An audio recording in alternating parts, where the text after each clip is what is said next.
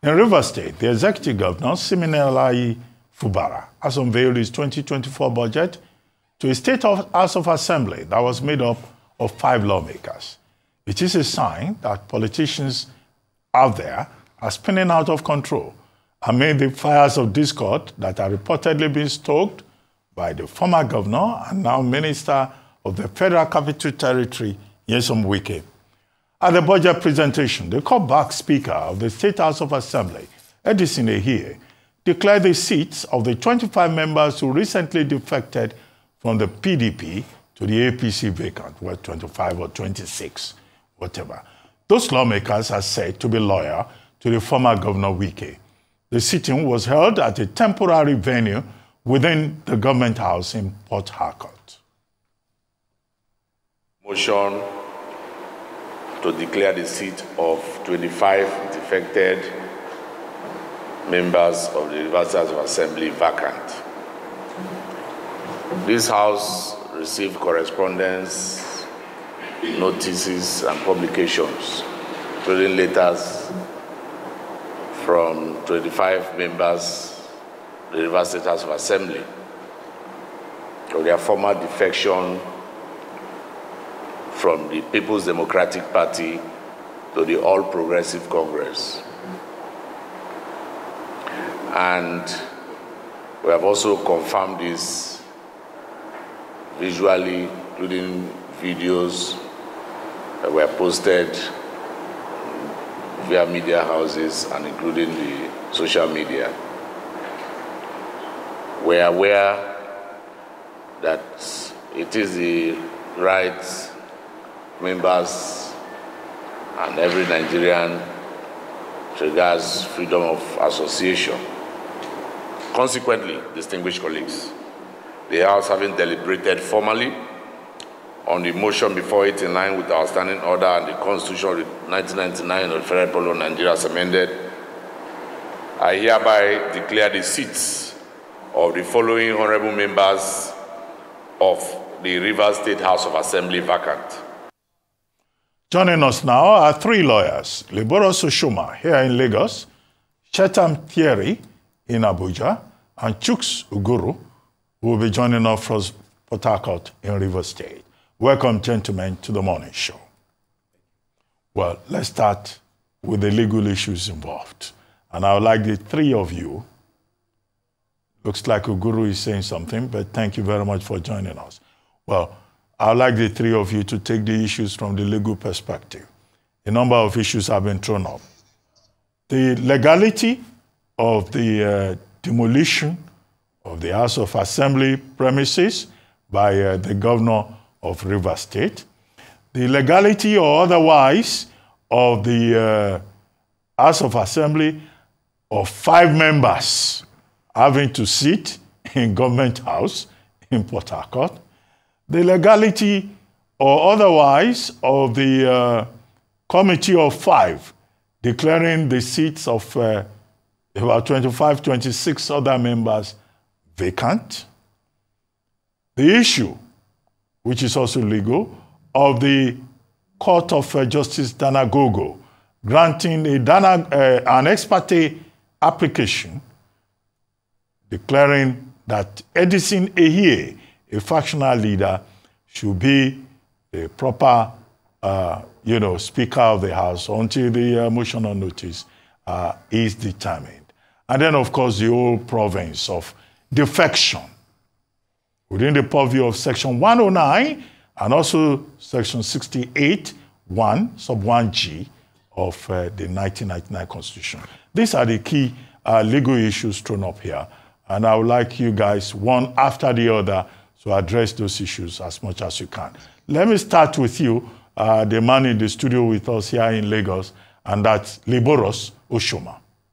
Liborous. Yeah, thank you, Doc. I will start by quoting copiously from that section, 109 that you cited, Section 109, 1G. Section 109, subsection 1 says, a member of a House of Assembly shall vacate his seat in the House if, then 1G, being a person whose election to the House of Assembly was sponsored by a political party, he becomes a member of another political party before the expiration of the period for which that house was elected, provided that his membership of the latter political party is not as a result of a division in the political party of which he was previously a member, or a merger of two or more political parties or faction by one of which he was previously sponsored.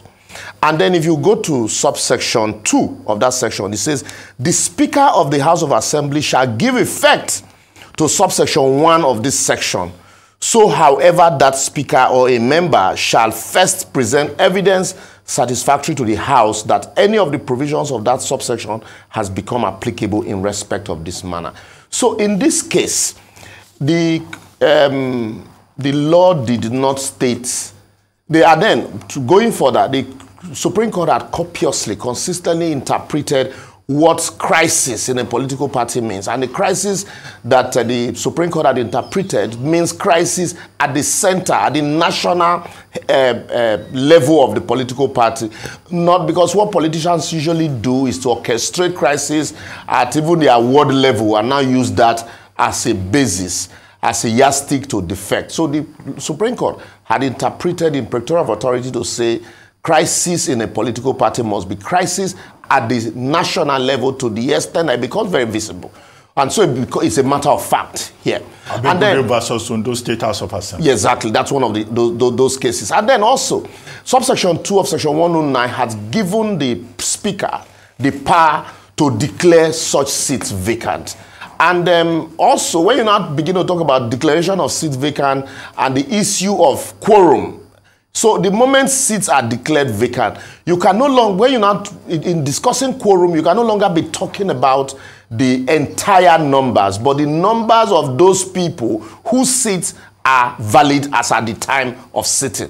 And it is absurd, and that's why I think this section of the Constitution, what we need to do is completely leave out that section of if there is a merger or there's a crisis. If you defect, if you want to defect from a political party, you should automatically lose your seats and go and recontest that seat if you must remain in the House or in the Senate. This issue of creating a loophole provided there is a crisis had given a lot of politicians the opportunity to use that as a yardstick to defect. So the question now would be, if the House declared the seats of these 27 lawmakers vacant before the presentation of the budget, then I would say, in all honesty, going by the provision of the Constitution, whether there are 2 members, whether there are 3 members, no matter how absurd it is, the law empowers, until the court pronounces otherwise, the law empowers the Speaker to so do. And once he's done that,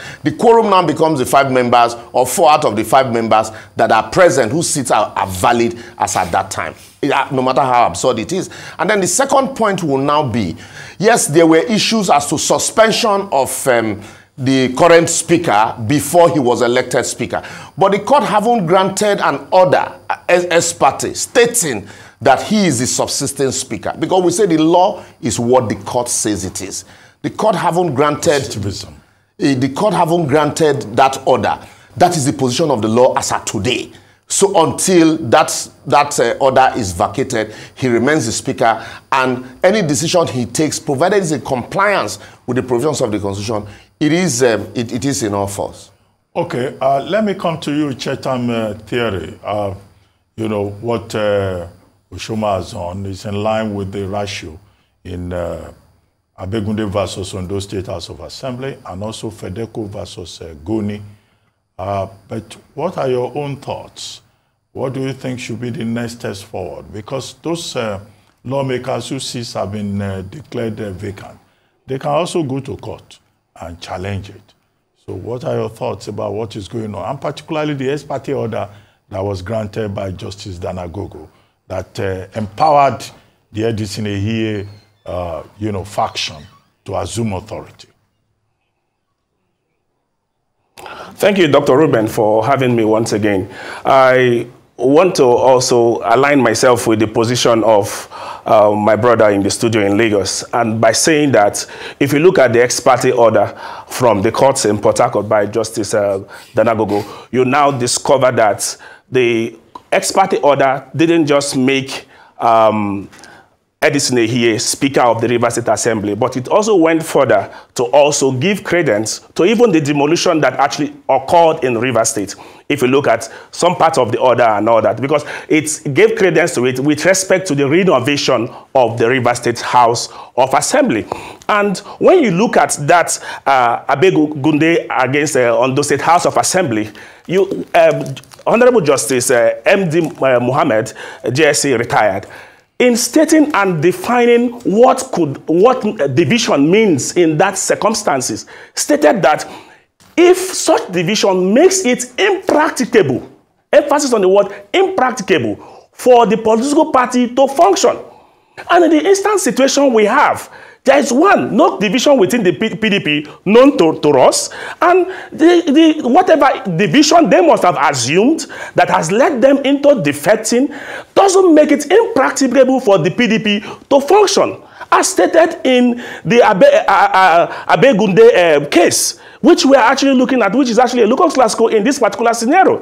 Now, when you now go back and look at the reasons for the defection, as stated by these members of the House of Assembly, you discover that the letter they transmitted to the House of Assembly is to the effect that there is an issue with respect to the national secretaryship of the party. So I think the truth of the matter, those issues are neither here nor there. The truth of the matter is that I think the Speaker of the House of Assembly is in line with his position and with his decision. Of course, the law is clear that the Speaker has the power to so declare those seats vacant, having presented necessary evidence in the circumstance, which is what the Speaker has done. So, in all that has transpired yesterday, and with the governor continuing to going down to the House of Assembly to present his budget, it's not out of the law. It's still within the purview of the law, as enshrined in our Constitution and in our laws. So, of course, it is still within the rights of these lawmakers whose seats have been declared vacant as at today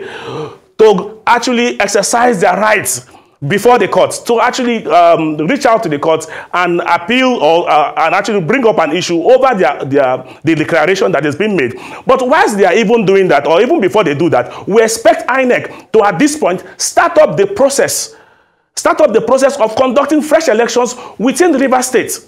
Because these people represented various constituencies which they have now forfeited that their position or the constituencies they represent because of their current action. So we now expect that INEC should actually go ahead, conduct elections in these offices, pending whatever court decisions that may come up therefrom. But INEC's delay is actually a concern to some of us, because we expected that by now INEC should have issued that statement in this regard and in this direction, and elections should have gone ahead, or the preparations for election should have actually continued. I get your point, but let's go to Chuks Uguru, who is in Port Harcourt. Chetam Thierry is saying the burden is on INEC to quickly conduct fresh elections. But we have seen this situation before. Dave Umahi defected to another political party. Nobody invoked Section 109. Ben Ayade in Cross River State, as he then was as governor, defected to another political party. Nobody said INEC should quickly conduct another election. What are we really dealing with? No, but quickly, before let's hear from Chuks Uguru. Before I can come back to you. Okay. Ayo will come back to you. Okay. Rufai will come back to you. Then. But Chuks Uguru, let's hear from you quickly on this issue. Good morning to fellow Nigerians. I think the problem we are confronted with in this season is not as a result of the inadequacy of our constitutional provisions or statutory provisions. The problem we are confronted with is orchestrated by politicians who seek public offices for personal aggrandizement, who seek public offices for reason of political profiteering. They have no regard for the feelings of the ordinary Nigerian. My learned friend Liborous Oshoma has quoted in extenso the provisions of Section 109 of the Constitution, the supreme organic law of our jurisprudence. That section is sufficiently clear to lend itself to easy comprehension. Subsection 1G is very clear that when members of the House of Assembly defect in the manner we have seen, they automatically lose their membership of the House because the provision is couched in mandatory terms. So automatically, in a place where things work well, those 27 lawmakers ought to have lost their seat as members of the Rivers State House of Assembly. However, we must remember there's a proviso to the provision, which says that they may not lose their seat. Grace is provided for them if the defection or cross-carpeting is as a result of division in the political party or a merger with another political party. And that is the excuse they are giving, that there's indeed a division. But what they do not know is that this section has been subjected to strict judicial interpretation. In at least a trinity of cases, 2 have been mentioned. There's also the case of Delta State House of Assembly and DPP, where division was defined to mean complete polarization of the particular political party to the extent that the center can no longer hold. So division as defined in the section is not that there's some infinitesimal crack in the fabric of the political party. It must be such that the division is national. The political party must have split into 2 or more factions, each of the factions parading their own leadership in the organogram of the party, each of the factions parading their own chairman, each of the faction parading their own trustees of the party. That is not the situation here. Secondly, that my learned friend has alluded to, the division must be at the central level of the party, not a crack within the precincts of a state faction, of a state party. So the situation we have here is that the 27 members ought to have lost their seat without much ado. I am aware of the court order made by Honorable Justice Dana Gogo of the Rivers State High Court. I've gone through that order with the microscopic thoroughness of a scientist searching for an invisible gem. And I am not able to see where the court gave its imprimatur of authority to 4 members of the House of Assembly to sit and legitimately transact the business of the House. I am aware that by the majestic provision of the Constitution, in Section 96 of the 1999 Constitution, that the forum of the State House of Assembly must be 1/3 of all the members. How 4 or 5 members can be equated to 1/3 in a house where you have over 30 members, it's an aberration. And as far as I'm concerned, it cannot be justified. The case was between, or is between, the State House of Assembly as the first plaintiff. The second plaintiff is Right Honorable Edison Ehie. And the case, the defendants are the former speaker and the deputy speaker, so to speak, depending on where you stand. So there's nothing restraining for the other 25 members of the House of Assembly from transacting the business of the legislature in Rivers State. That is why sometimes when we criticize judgments and judges, we do not take our time to meditatively and critically examine the tenets of the order. I've looked at it. I am not aware that the judge said that 4 members of the Rivers State House of Assembly can legitimately transact the business of the Assembly. I am aware that pursuant to Section 121 of the same Constitution, the governor is mandated to present an appropriation bill before the House of Assembly. If he has done so before 4 members or 5 members, where the Constitution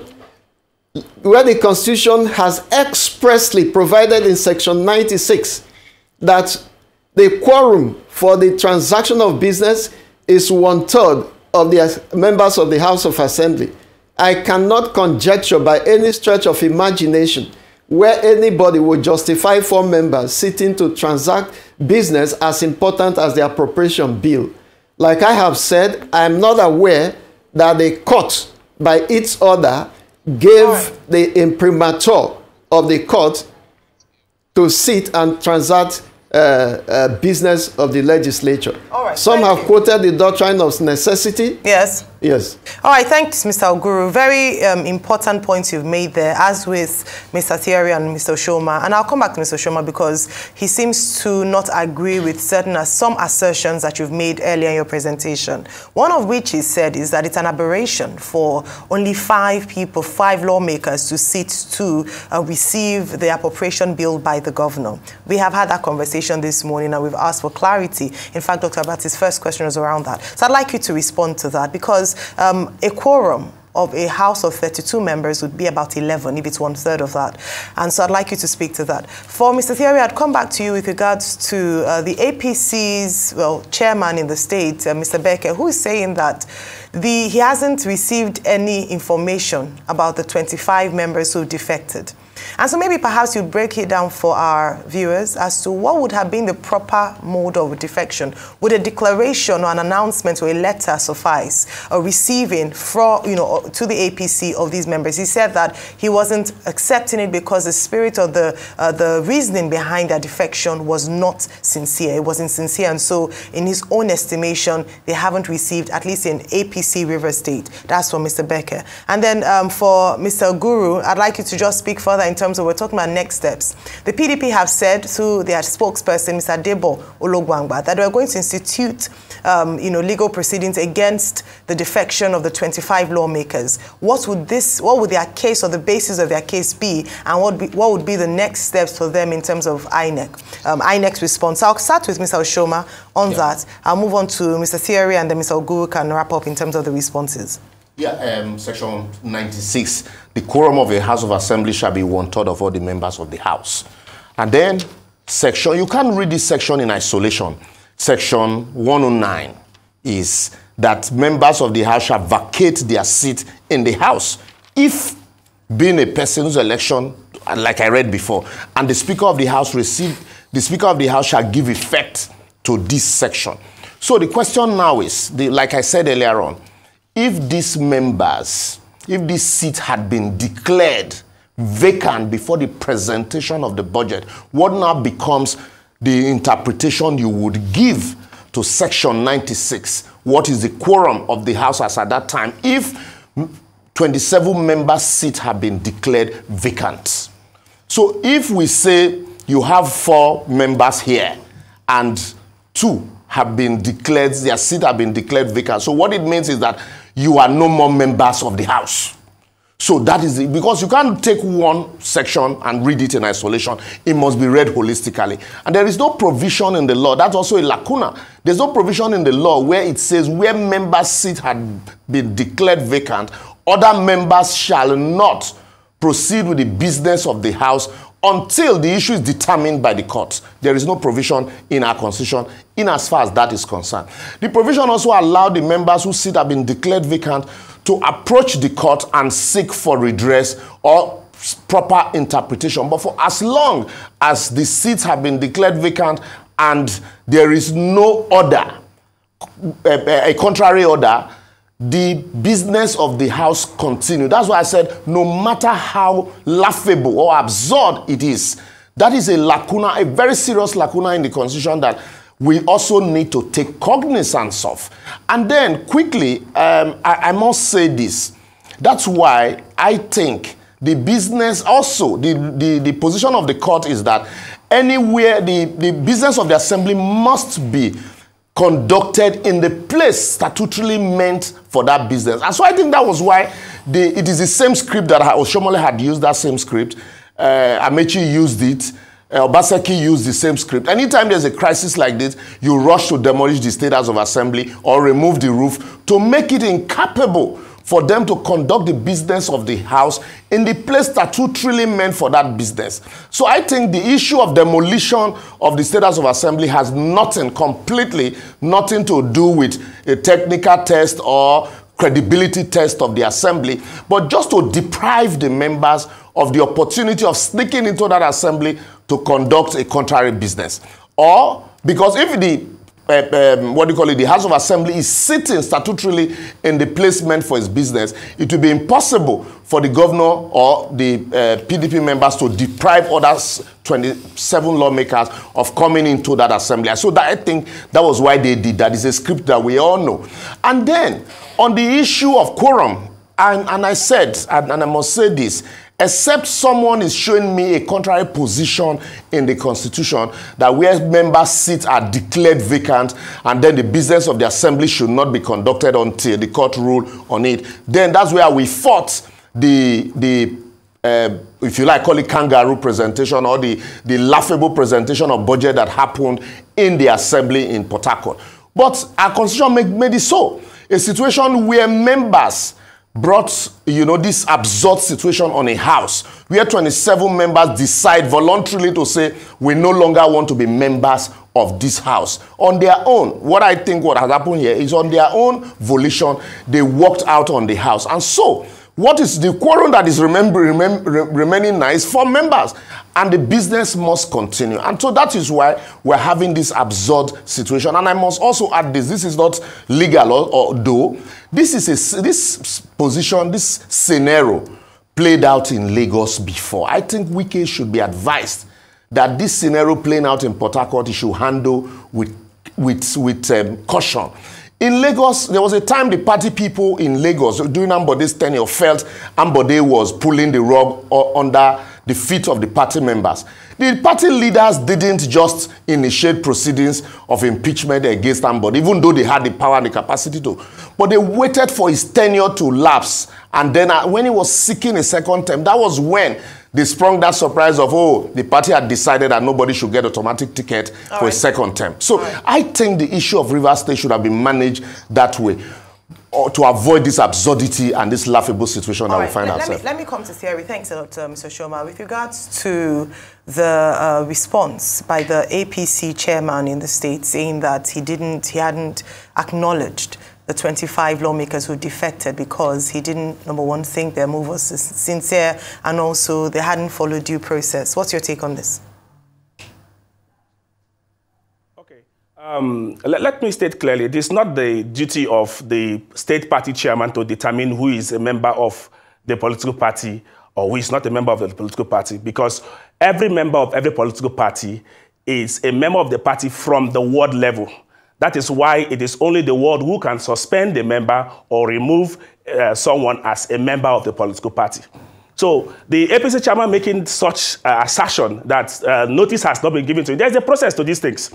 First of all, you become a member of the party from your ward because you register at your ward level. Now, by registering at the ward level, when the ward register is transmitted to the local government, from the local government is transmitted down to the senatorial district, from the senatorial district down to the state level and to the national. That is how party registers are being transmitted. So you don't expect that people who defect from the PDP to the APC will automatically rush to you and tell you and send a letter to you as the state chairman to inform you that they have actually defected. And let us also state this.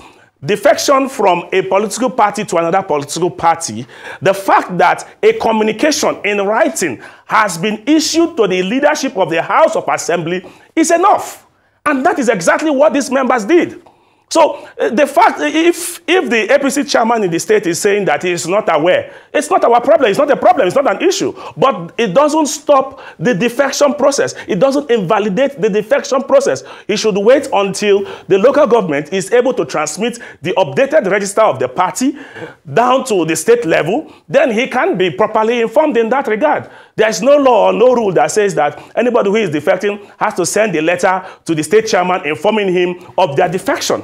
So I think that assertion by him is neither here nor there and does not hold any water in this instant case. So they have properly defected by issuing out that particular notice, informing the leadership of the House of Assembly that we're no longer dealing with members of the PDP. Please do not deal with us as members of the PDP. We are now members of the APC. And they didn't just issue a letter. They brandished it, brandished the flags of their new political party. Right. And this is enough. It suffices. So So the statement by the chairman, I think it doesn't hold water in this particular phase. Thank you for clarifying. Mr. Uguru, your take on the statement from the PDP. Now, they have said that they're going to institute court proceedings against the 25 lawmakers who have defected. What's your take on that?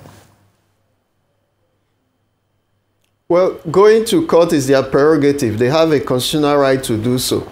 But first of all, let me clear some points. Section 96 on the provision of the quorum for the transaction of the business of the House. Constitutional provisions are sacrosanct and are considered to be binding on all authorities and institutions. And in my modest knowledge of the law, I know that specific provisions override general provisions. So that provision on quorum, nothing can tame it down. It is sacrosanct. And let me tell you another reason why this matter is important. There's a strategic reason why the state of Rivers State is delineated into up to 32 constituencies. Because the democratic government is representative government. So a situation where you have a 32-member House of Assembly elected from the various strata of the Rivers State society, and only 4 sitting to decide an appropriation bill, I repeat, is an aberration. You cannot say that 4 members will now take over the business of 32 members who are strategically elected for total representation of the citizens of the state. So I do not see any reason why 4 members, I repeat, ought to sit and legitimately conduct the business of the House of Assembly. I agree. Those 27 members of the House, they have lost their seats by operation of the Constitution, by strict operation of the law. All right. I also agree. I also maintain that there was no sufficient division to justify their so-called defection or cross-carpeting. But there's no lacuna in the Constitution. My conclusion is that there has been a breakdown of legislative business in the Rivers State House of Assembly. And the situation will be confronted with is total cataclysm if this thing is not properly handled. And I know that there's no lacuna in the Constitution. The time has come for the National Assembly to wade in and take over the business of the Rivers State House of Assembly. That's my take. Okay. I mean, Liborous, you had a rebuttal to that. I'll take your rebuttal first, then I'll ask the questions. Just quickly, your quick rebuttal. Yes, because if you agree that 27 members have voluntarily relinquished their seat and say, we no longer want to be part of this assembly. So should the states, the solution, the last recommendation that my learned colleague made, will suffice. Let the National Assembly take over the business of legislating because the numbers are now too few. But to say that they cannot form a quorum, since Section 96 talks about quorum, the quorum here is the valid member as at that time. Who are the members? Validly. Okay. Those are the members validly. 5 members are the members validly, okay, members of the State House of Assembly as at that time. So as we speak now, there is a lacuna because if your position, sir, is the Constitution says that this is the way it has to be done, as regards those members, they have to leave and all of that, and only 4 members are on ground, like Liborous is arguing. Now there's a lacuna. So what should be done? Should the drafters of our Constitution now think of this kind of thing when it happens, because it's not emergent, the National Assembly will not be able to step into the matter as quickly as possible, as you suggested. That's number one. The second question will be, for a matter this critical, was an ex parte the way to go? Couldn't both sides have been heard from? And this is a question across board. I want Mr. Thierry to answer that question first, then Liborous comes to you, then I'll also come to you in Port Harcourt. For a matter as critical as this, was an ex parte the way to go? Shouldn't have both sides been heard from before the judge went ahead?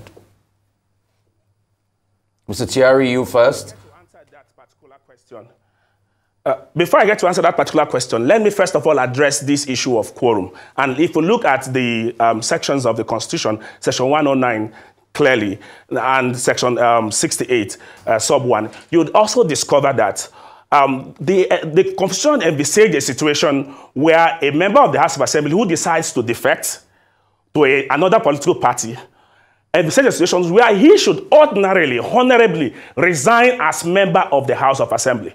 Where he so fails to resign as member of the House of Assembly, the Speaker can now declare the seat of such person vacant.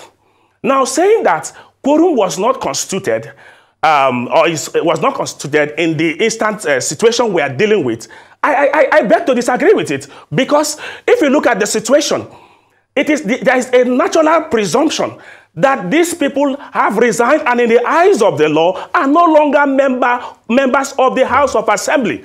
So the issue of quorum is properly formed with the proper members of the River State House of Assembly. So we should not even be thinking about or burdening ourselves with the issue of whether there are 31 members or 32 members of the House of Assembly and the issue of quorum at this particular point, because the 4 or 5 members of the House of Assembly forms proper quorum because they are the recognized members of the House of Assembly. So I beg to differ with that particular argument. Now, when we look at the issue of if ex parte motion is the way to go, let me say this. We can't halt governance. You can't halt governance, and we cannot actually put an arm of government in River State to stay where the state is actually suffering, where there is need for the state to make progress. That is why the court, in its wisdom, decided to grant that ex parte motion, which to me it's even not Thierry. out of place. And the court did not. The court did not just grant the ex parte motion. The court also gave an opportunity for the other parties to be served. And the ex parte motion is just a temporary motion. Of course, the court will vacate the motion when the motion on notice is being moved. The court finds that the position it held in the ex parte motion it's not actually the reality on ground. So it doesn't change anything. It's just for a number of days for governance to actually hold sway in the state. Okay, Thierry. Thank you for your views. Liborous Oshoma, you disagree? Yes, I completely disagree on them, because over time, the Supreme Court had admonished judges and courts to restrain themselves in granting ex parte orders, especially in matters of this nature. The court can abridge time for parties for the other party to put on notice, hear their submission, hear argument in respect thereof, and then make a pronouncement. This idea of granting ex parte order also rubs off on the court. It also ridicules the court. It's as if the court already has taken side even before hearing parties. This is not a matter where you say, oh, there's urgency. The urgency of the nature of the matter determines that an ex parte order should be granted as of right immediately. The nature of this matter is in the type that there's need for the party. It's an application, a interlocutory application. So all you do is, okay, let parties maintain status quo. I'll give you tomorrow or 3 days. After all, election petition matters. Even at the Court of Appeal, briefs are submitted within 3 days, and parties will come, adopt briefs, and the court will give orders. So in this case, I think that parties ought to have joint issues, and then the court will robustly look at all of the pending issues and then decide one way or the other. Once the court now decides, it gives opportunity for parties to say, yes, all parties were given, fair hearing. But in this case, you just hear one party and it's okay, yes, I recognize you as speaker, go ahead and do what you need to do. That is what is now foisting on us, this absurdity that we find ourselves, where you would begin to determine quorum. What is quorum? In a situation where out of 32, 27 had voluntarily decided to relinquish their seats. And once they voluntarily relinquish their seat, the issue now becomes, what can be the quorum? Are you considering people who are not members of the House of Assembly to form quorum, or those who are members of the House of Assembly? So I think the court ought to have allowed parties exhaust argument on this before rushing to give. So before coming to you in Port Harcourt, Liborous, I'll pose this question to you, and you can also take it in Port Harcourt. In a case where these 27 go to court and the court rules in their favor, there was actually division in their party, what happens? Hypothetical case. Yeah, Rufai, there is what we call presumption in law. As at this case, like I said, the law is what the court says it is.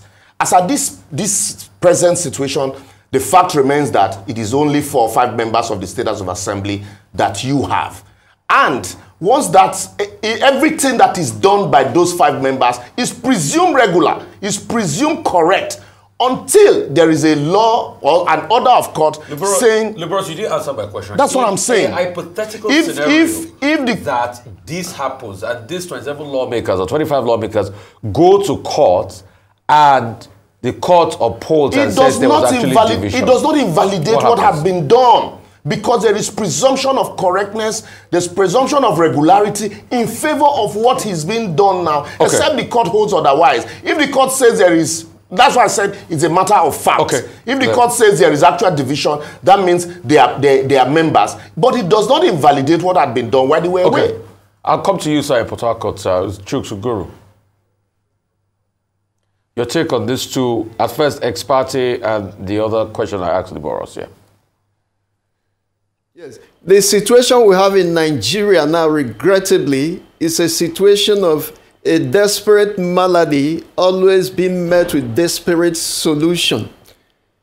I would pray that the courts will be more circumspect in their interventions on political issues in Nigeria. Because as a matter of fact, the court represents God Almighty to make sure that things are working well in the country. Well, I can criticize judgments. I can't criticize orders of court, but I refrain from criticizing the personality of the judice, that's the judge, because I have read the order, but I am not conversant with the facts that were put before him before he made such an order. So I can't question his discretion at this point. But having regard to what is available in the public space, if I was sitting as a judge in such a matter, I will not make an order ex parte. I would rather order that the other side be put on notice. Why? Because this might lead to a political conflagration like we are seeing now. Some persons are simply saying, oh, the 4 members of the House are backed by the decision of the court. But as far as I know, the court has not given a judgment in the matter or made any decision. The court has only given interim orders to keep matters in status quo before the consideration of the case itself. What is status quo? In the case of military governor of Lagos State and Uguru, the court has said that the status quo is a status quo ante bellum. But I do not know whether reading from the order now is a status quo ante bellum before the beginning of hostilities or the status quo that was created as a result of the trouble and the schism in the House of Assembly. I have said, and I repeat again, if I was sitting, I would consider this matter too critical and too worthy to make an interim order on an ex parte basis. I would have thought that the proper thing to do is to put the other side on notice. But like I have said, I do not have the facts that were presented to the honorable judge before he made his orders. So to that extent, but it is an order of court. It remains legitimate. It remains sacrosanct until it is set aside. And all parties are bound to obey it except they go on appeal. Okay, so like I asked, in a case where these lawmakers go to court and the court rules in their favor, then what happens? If the court rules in their favor, the implication, the inescapable implication of that is that their seats were never declared vacant. That is the legal position. There's nothing anybody can do about it. And I know that both parties are going to explore the courts to get orders and decisions. So we await the decision of the courts. So what happens to actions taken now? School of thought that what happens to actions taken now as we speak? When Omehia's position as the governor of Rivers State was nullified by the Supreme Court, what happened to the actions he had taken? There remained actions taken. there remain actions taken. Okay, very quickly. I need you guys to deal with the big elephant in the room, which is about defection. Now, there have been arguments about defection in Nigerian politics. There have been cases in court questioning the need to amend, or before the National Assembly, to amend the relevant sections of the law. 109, which we have quoted, 68, both of the 1999 Constitution. And the conundrum, why is it that a governor, 23 of them in the last 24 years or so, have defected from one political party to the other? No one was asked to vacate his position. In Uguru and others, versus Dave Umahi and others, the lead judgment by Justice Olubunmi Oyewole was quoting, I guess, Section 308, that governors have immunity. But in the case of lawmakers, the whole argument has been that, oh, if you're a lawmaker, you port from one place to the other, then you must lose your seat. How do we resolve this conundrum? One set of law for governors, another set of laws for lawmakers. Very quickly, briefly, as we're trying to round up. Yeah, quickly, because the Constitution is silent on the issue of lawmakers' defection.